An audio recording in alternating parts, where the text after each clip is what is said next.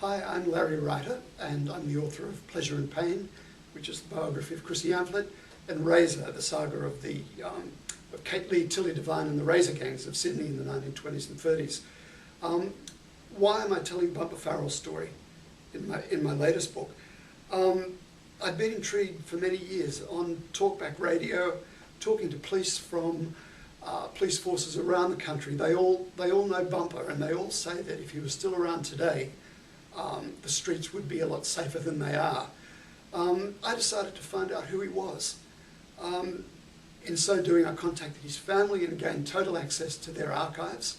I contacted over 150 of his colleagues, friends, enemies, football and police cohorts. Amazingly for me, I put an ad in the newspaper and was delighted to see that it elicited over 200 replies of people wanting to talk of their memories of Bumper. And this came from all over Australia.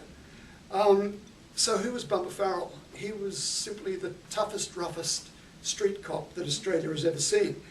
And he's a man whose personal qualities and his policing methods are still held in high regard by policemen all over Australia. Although he operated in King's Cross and Darlinghurst, in the toughest era of those suburbs, he set standards of policing there that are still aspired to today.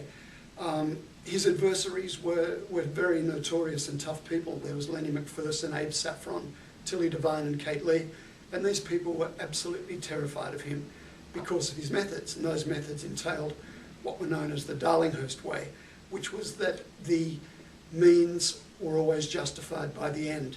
He enforced law the Bumper way, ruthlessly with his fists and boots and by his own moral code, which, while terribly politically incorrect, was certainly effective.